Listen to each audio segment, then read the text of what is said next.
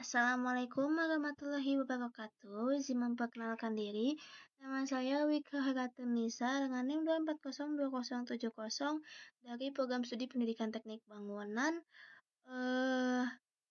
Di sini saya akan menjelaskan video lanjutan dari sebelumnya, yang dimana sebelum itu saya menjelaskan tentang kolom, dan di sini saya akan menjelaskan tentang balok. Nah, jadi teman-teman, berdasarkan teori sendiri, balok itu kalau kita tahu ya, harusnya tahu. Kalau kolom itu posisinya vertikal, yaitu memanjang ke atas seperti ini. Dan untuk balok itu posisinya melintang. Nah, seperti ini horizontal gitu. Biasanya miring ke samping gitu. Nih, bisa dilihat ya di sini. Mungkin kalau kita ilustrasikan dari sini, ini yang seperti ini kolom.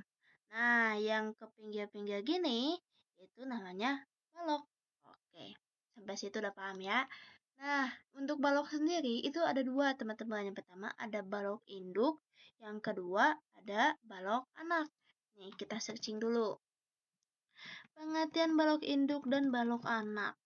Biar kita tahu dulu nih dasarnya kayak gimana. Jadi nih, balok induk adalah balok utama yang menompang beban plat lantai secara langsung dan menerus. Balok anak adalah balok sekunder yang membagi bentangan plat lantai. Nah, menerima beban dan menyalurkan ke balok induk, bukan kolom. Nah, jadi kurang lebih ya teman-teman,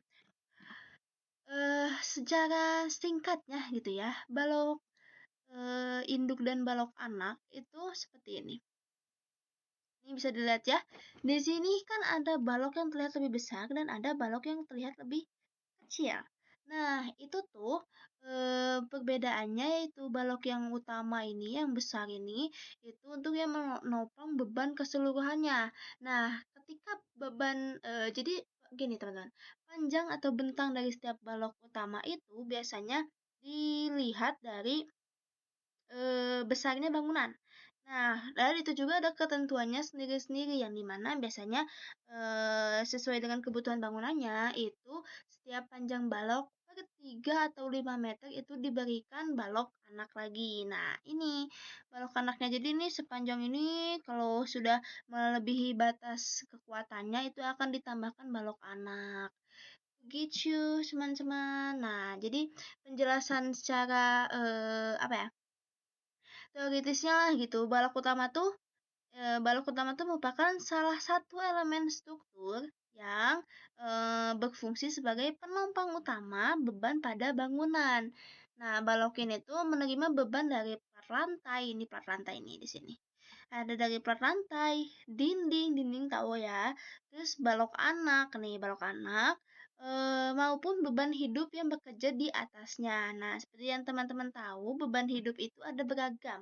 Ada yang memang dikhususkan untuk kantor, rumah, dan lain-lain. Biasanya untuk gedung bertingkat atau 3 ke atas, itu menggunakan gayanya itu 2,5 kN per M. Itu nanti kita bahas di rumus ya. Oke, jadi selain menyalurkan beban hidup, itu juga menyalurkan apa namanya, beban dari kolom yang selanjutnya diteruskan ke pondasi. Nah, jadi dalam sistem struktur gedung tuh balok utama tuh memiliki peran penting karena menjadi penghubung antara plat lantai dan kolom sehingga kestabilan dan kekuatan bangunannya itu dapat terus terjaga, teman-teman. Kayak gitu. Terus selain berfungsi sebagai penyalur beban, balok utama juga itu dirancang untuk menahan gaya dalam yang timbul akibat pembebanan seperti gaya lentur. Nih kita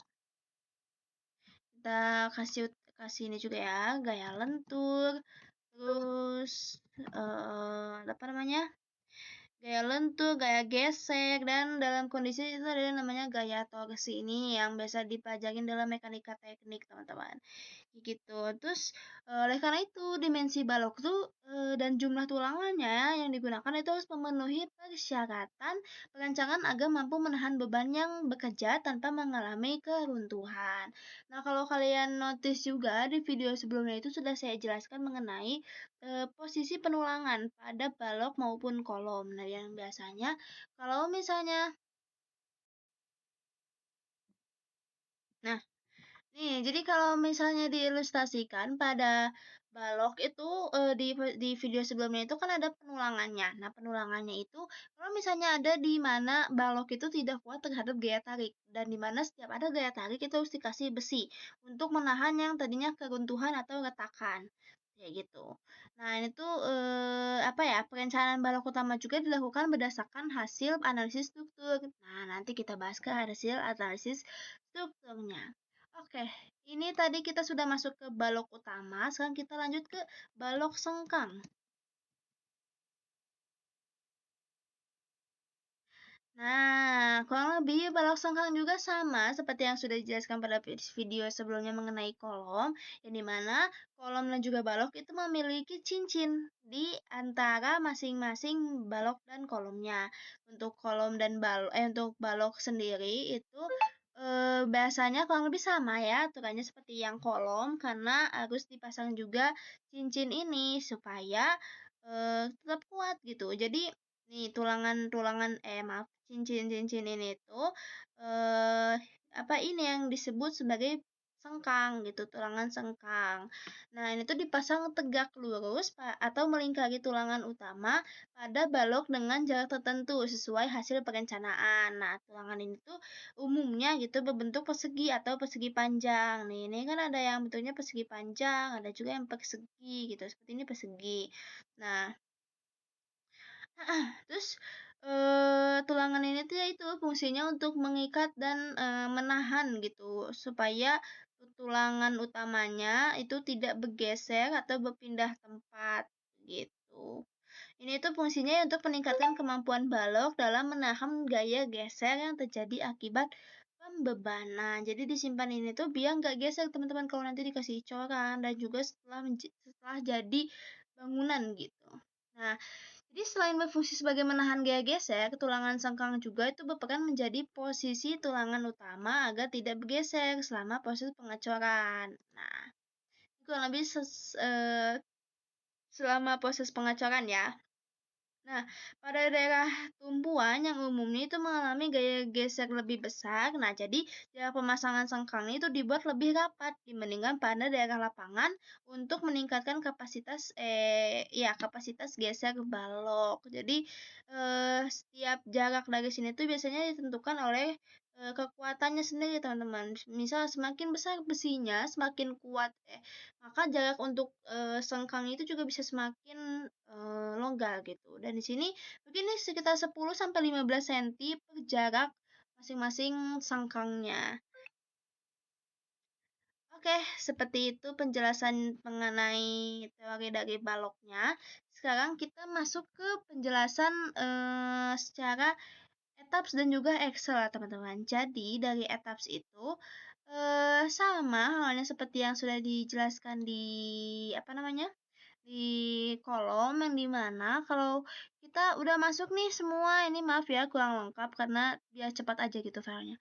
Oke, di sini kan sudah ada kolom dan juga ada baloknya, dan kita akan membutuhkan data tersebut di Excel untuk dimasukkan ke dalam data perhitungan. Perhitungan di mana perhitungan itu untuk ya perhitungan betulan-betulan. Caranya itu kita harus di lock dulu bangunannya agar si kolom dan balok juga strukturnya itu tidak kemana-mana. Lalu kita pencetkan ini untuk memulai pemindahan data kita. Lalu kita ke display. Sebentar. Nah, aku juga nggak ngerti kenapa kalau kita buka tabs itu kayak nge-lag banget gitu. Maaf ya teman-teman.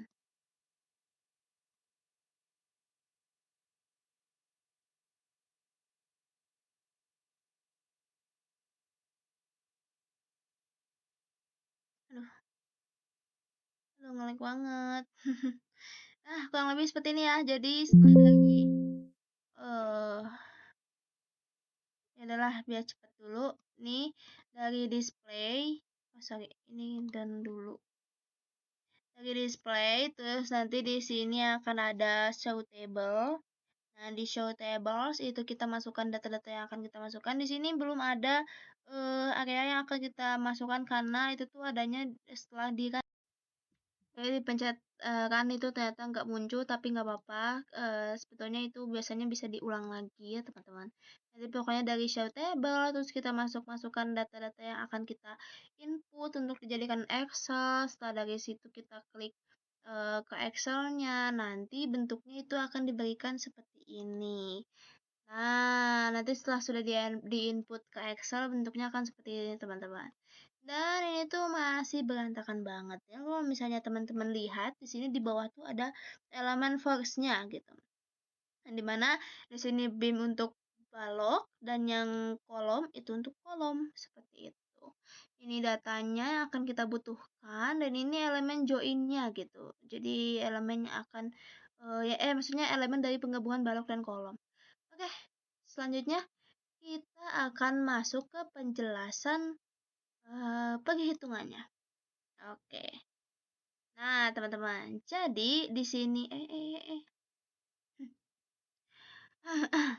Jadi teman-teman, di sini itu kan sudah ada data yang perlu kita masukkan. Nah, ini tuh perhitungannya digunakan untuk laporan struktur beton di matkul saya. Nah, untuk laporannya itu seperti ini. Kita menjelaskan secara bertahap aja ya teman-teman. Nah, jadi di sini kan sudah ada penggambarannya di mana nih bisa dilihat ya. MEF pengertian dari ini ada titik awal, titik akhir, MEF, MFI, MLAP, FI dan FF. Yang dimana MEF itu yaitu momen ujung dari E ke F, merupakan momen lentur yang bekerja pada ujung balok di titik E akibat pengaruh beban yang bekerja pada bentang E F. Nilai momen ini digunakan dalam perencanaan tulangan daerah tumpuan balok. Nah, jadi kurang lebih ini tuh seperti momen jepitnya gitu ya, teman-teman. Nah, untuk yang MFI yang di sini yang di arah seberangnya itu merupakan momen lentur yang bekerja pada ujung balok di titik F. Nah, jadi yang ini bekerja di titik E, yang ini bekerja di titik F. Kayak gitu. Dan untuk momen lapangan sendiri itu momen lentur maksimum yang terjadi pada daerah lapangan atau tengah bentang balok. Nih, di sini nih. Momen lapangannya. Lalu gaya geser ujung itu ini yang FI itu tuh gaya geser yang bekerja pada tumpuan E akibat pembebanan yang diterima oleh balok. Nih, FE yang ini nih. Ini gayanya ya di sini. Ini kan momennya, ini gayanya. Nah, sama yang FF juga seperti itu. Nah, setelah kita masukkan semua data-data yang kita perlukan dan data-data ini tuh didapat dari data Excel yang tadi yang sudah kita input. Nah, si data-data Excel ini kita masukkan sesuai yang paling tinggi di data sini nih. Kalau biar lebih rapih, di sini saya lihatkan ya di laporan. Nah, nih, itu kan sudah terlihat ya di combination mana yang tingginya dan itu yang akan kita masukkan ke dalam datanya seperti itu. Di sini MEF-nya segini, segini dan sekian begitu. Tuh. Nah, terus untuk analisis tulangan lapangan balok T ini juga diperlukannya teman-teman karena nanti dilaporkan juga itu akan ada si perhitungan balok T-nya. Gitu. Nah, terus penjelasan mengenai tulangan sengkangnya itu juga diperlukan dari data etaps ya, teman-teman. Data etaps itu yang tadi sudah diinput itu sudah nyatu gitu sama si yang dimana itu tuh di elemen join, teman-teman. Jadi di elemen join tuh masuk juga ke yang tulangan sengkangnya seperti itu.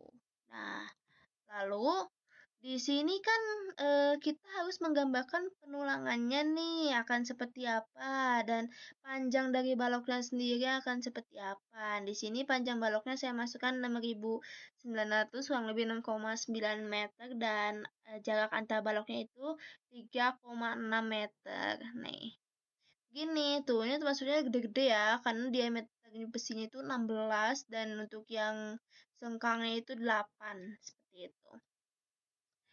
Nah, gitu Nah, seperti itu penjelasan yang bisa saya jelaskan. Mohon maaf apabila ada kesalahan, baik dari kata-kata maupun yang tidak disengaja. Wassalamualaikum warahmatullahi wabarakatuh.